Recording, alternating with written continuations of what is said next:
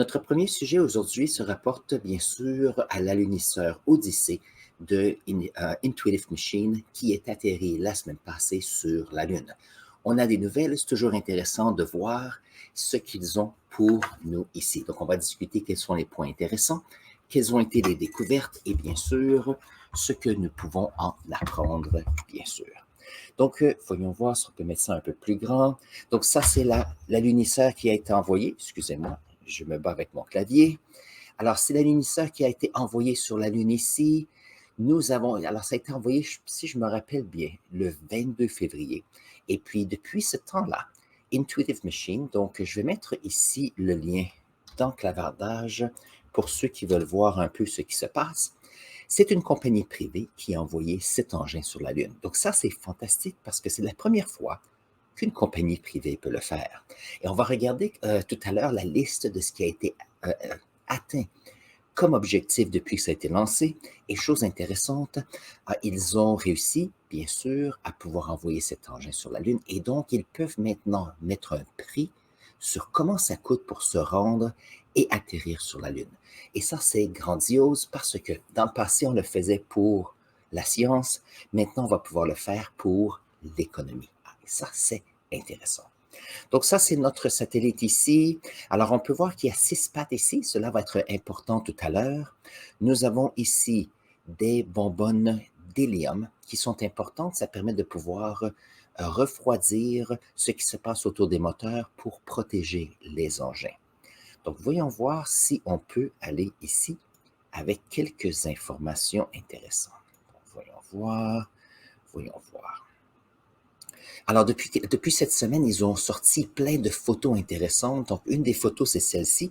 Donc, on peut voir une caméra qui regarde vers le bas. On a ici une de ces bonbonnes d'hélium. Ici, on peut voir une des pattes. Ici, on est à peu près à 30 mètres du sol de la Lune. Et c'est fantastique d'avoir des photos parce que ça nous donne des infos sur ce qui se passe. Donc, la descente vers la Lune s'est très bien passée. Donc, voyons voir des six. Je vais montrer cette photo. Ces photos sont fantastiques cette semaine. Bien sûr, vous pouvez aller voir quelques-unes des vidéos que j'ai faites la semaine passée sur cet engin. Ça va vous permettre d'en apprendre beaucoup plus aussi. Maintenant, au lieu d'aller sur le site de la NASA, je vais sur le site de Intuitive Machines pour quelques raisons. Premièrement, c'est un de leurs projets. La NASA a participé et a mis quelques appareils sur leur alunisseur. Et donc, je veux utiliser cette idée que c'est une compagnie privée et ça permet bien sûr de faire de la publicité pour eux. Donc ça ici, c'est une photo qui est fantastique. C'est une photo qui montre qu'on a les moteurs qui sont en fonction dans le bas, qui poussent ici les fragments qui se trouvent sur la Lune. Maintenant, lorsqu'on a eu l'atterrissage la semaine passée, voyons voir. Donc la semaine passée, lorsque on a eu voilà. La semaine passée, lorsque nous avons, donc assumons que ceci, c'est notre alunisseur qui s'est atterri vers la Lune, il y avait une descente comme ceci et un déplacement de 1 ou 2 kilomètres de façon latérale. Voyons, on va la voir. Donc, en descendant et allant de côté, il y a une des pattes qui s'est accrochée à une roche et qui a fait que notre alunisseur a été penché comme ceci et ça a brisé une des pattes. Et ça ici, c'est ce que nous pouvons voir sur la photo qui est justement juste ici. Donc, l'idée que nous avions la semaine passée, c'est que l'alunisseur avait été mis de côté comme ceci, complètement horizontal, mais c'est pas ça qu'on a découvert et ça, c'est fantastique. Donc, lorsqu'on a regardé, ou la compagnie a regardé les informations, donc on a ici encore une photo, on a ici notre contenant d'hélium, on peut voir ici une des pattes qui est brisée, mais on peut voir ici qu'il y a un angle qui est comme ceci. Vous allez dire, cet angle semble être quelque chose comme 45 degrés. Par contre, quelque chose à considérer, c'est que le sol qui est ici n'est pas horizontal, il est à peu près à 12 degrés en pente comme cela. Donc, nous avons une pente à peu près 12 degrés et nous avons ici, je vais le mettre pour que vous puissiez voir un peu qu'est-ce que c'est. On a le sol qui a une pente comme ceci, d'une douzaine de degrés, et on a ici notre engin qui est comme ceci. Et donc, qu'est-ce qui arrive? C'est qu'il y a à peu près 30 degrés entre le sol et notre engin ici. Donc, notre engin se retrouve presque à la verticale, mais pas tout à fait. Mais c'est un succès parce qu'on n'est pas complètement couché comme cela. Donc, ça, c'est un des succès ici. Autre chose à considérer, donc voyons voir, très bien. Donc, une des choses qu'on peut considérer, c'est qu'ici, on se retrouve près d'un cratère qui est ici, qui est Mellapert 1, ou Mellapert 1 en français, qu'on pourrait dire cela.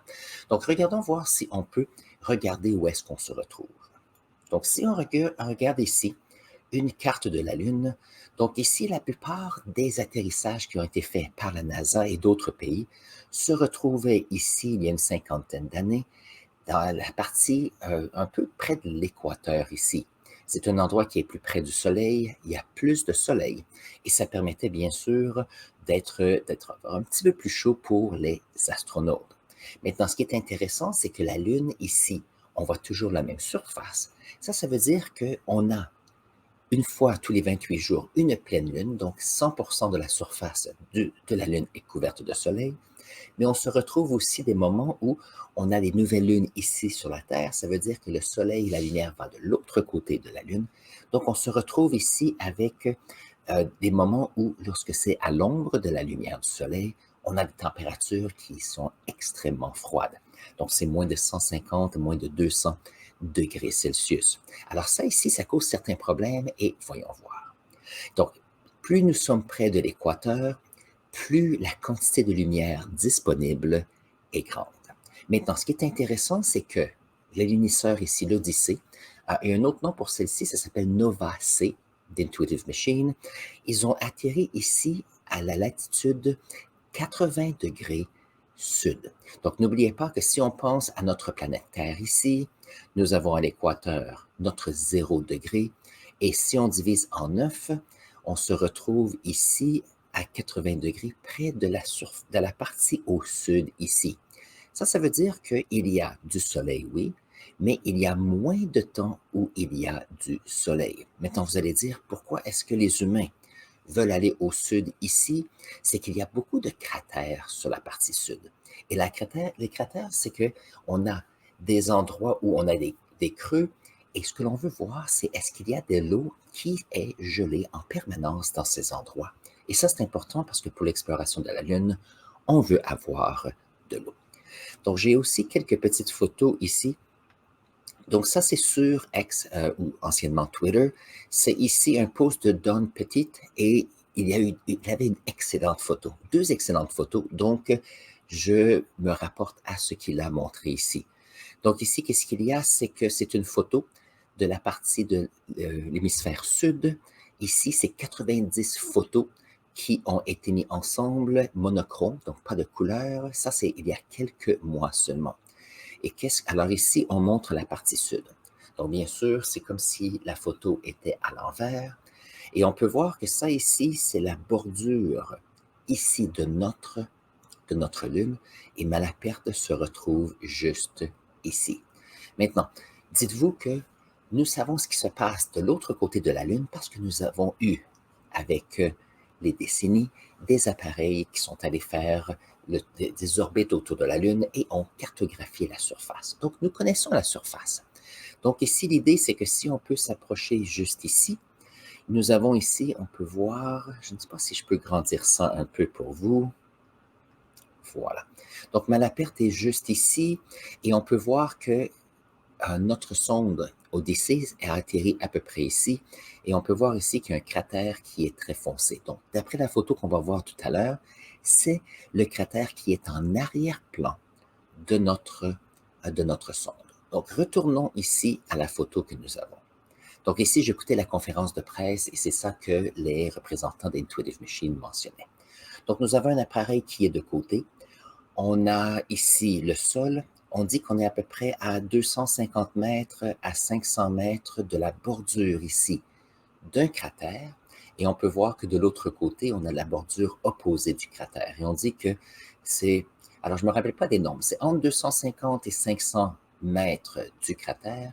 Et le cratère a entre 250 et 500 mètres aussi. Donc, on espère pouvoir faire des lectures pour voir s'il y a de l'eau ici en permanence. Donc, ça, c'est excitant. Alors, si on regarde autre chose à considérer. Très bien, donc on a ça ici.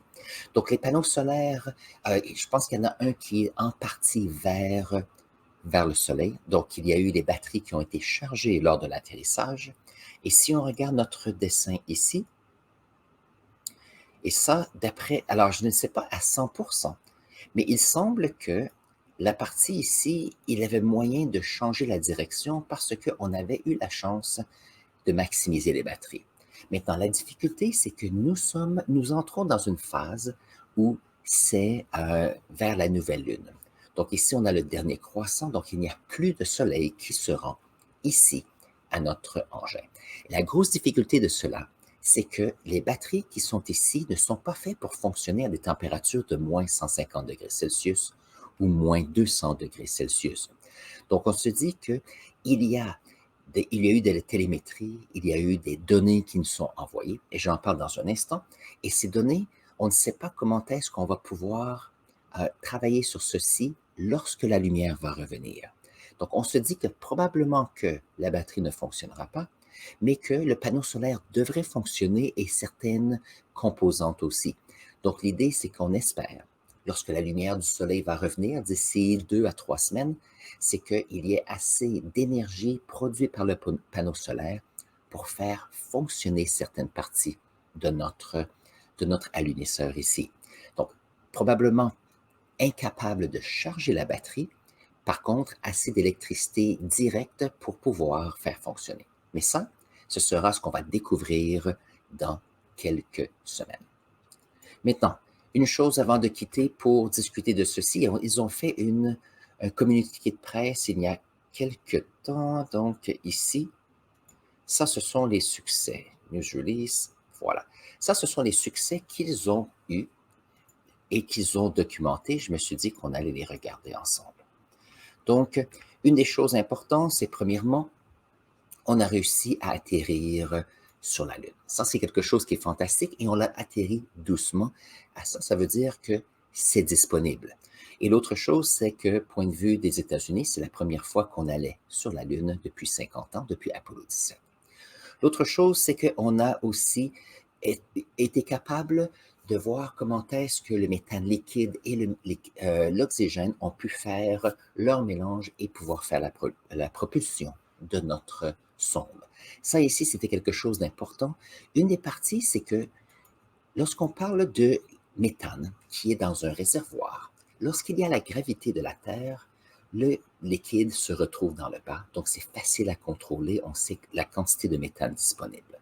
Par contre, lorsqu'on est dans l'espace et qu'il fait moins, je ne sais pas, moins 100 degrés Celsius, la difficulté, c'est qu'on a ici moins de gravité, on ne sait pas les niveaux de méthane, donc c'est très difficile de calibrer la quantité de carburant et d'oxygène. Et ça fonctionnait. Donc ça, c'était fantastique. Ça a été bien sûr la première fois qu'une compagnie envoyait un alunisseur sur la Lune. Je sais que la NASA a participé, mais ça, c'est important parce que la NASA permet de donner des sous et comme ça, on peut maximiser les coûts de ce projet. On a ici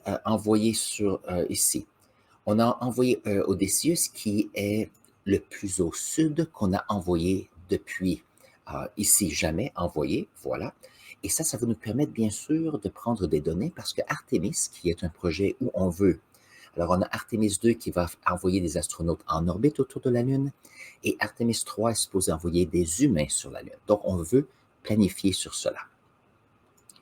Ici, on a voyagé à peu près 1 million de kilomètres pour se rendre à l'endroit où on voulait atterrir. Ça, c'est un succès. On a réussi à transmettre des données. Donc ici, on a reçu à travers alors depuis une semaine, à peu près 350 mégaoctets de données de sciences et d'ingénierie. Ça, ce sont des données, par exemple les photos, mais aussi des données qui viennent des appareils qui étaient autour de notre sonde, parce qu'une sonde vole, notre alunisseur, voilà. L'autre chose, On a été capable d'avoir plus de 144 heures d'informations qui est venue vers nous. Et chose intéressante, on a aussi été capable d'envoyer vers l'analyseur quelques codes parce qu'il y avait quelques petites difficultés avant l'atterrissage, durant l'atterrissage et après pour maximiser ce que l'on a fait. Donc ça, c'était fantastique. Et bien sûr, on a réalisé que maintenant, on peut avoir un coût qui est spécifique pour envoyer un engin dans l'espace. Donc ça, c'est à considérer. Et vraiment, je suis très fier d'eux. Je veux juste montrer ici une dernière fois la photo. Alors, vous allez dire, nous avons ici un engin qui est sur le côté. Ça peut être un problème, bien sûr, mais dites-vous certaines choses. Pour conclure, nous avons un engin ici qui a brûlé la majorité, sinon tout le carburant qu'il y avait. Donc, toute la masse qui était pour l'oxygène liquide et le méthane liquide n'est plus là. Ça veut dire qu'on a un engin qui est plus léger. Deuxièmement, nous sommes sur la Lune et la Lune a une gravité à peu près 6 fois plus petite que la planète Terre. Ça veut dire qu'on n'a pas une gravité qui va tirer toujours, au moins très fortement, pour envoyer sur le côté notre engin. Mais ce qui est intéressant, c'est que dans le futur, il n'y a pas de raison qui puisse empêcher une mission où on peut aller faire une connecte et redonner de l'énergie à cet engin. Ah, si on se rappelle, il y avait le film avec Matt Damon qui était sur Mars, qui avait pris quelques informations ou avait récupéré des engins sur Mars pour pouvoir survivre. Donc, c'était bien sûr un film de fiction, mais avec des idées intéressantes. Et ça nous donne l'information que nous avons sur, et remettons l'image, vraiment c'est une mission qui est fantastique. Voilà, notre mission ici où nous avons Odysseus qui est allé sur la Lune. Maintenant, il y a une conférence de presse la semaine prochaine. N'oubliez pas que c'est une compagnie. Ça veut dire que c'est une compagnie qui veut maximiser la publicité, le marketing. Il y a du succès. Maintenant, il y aura... Oups. Voilà, il y aura d'autres compagnies qui vont vouloir s'adresser à eux. Un exemple qui a bien fonctionné, c'est SpaceX avec ses fusées qui vont dans l'espace pour aller à la Station spatiale internationale ou faire les lancers de différents satellites ou sondes pour l'exploration spatiale. Donc, on a ici une autre compagnie qui fait très bien. Ici, c'est pour les alunisseurs. Donc, bon travail à tous. Je suis très fier de vous. Et pour ceux qui veulent avoir plus de détails sur ce projet, je vais mettre ici, tiens, on va juste faire cela. Je vais mettre ici une des vidéos avec des informations spécifiques sur cet engin. C'est fantastique et on se voit là. On va continuer d'apprendre.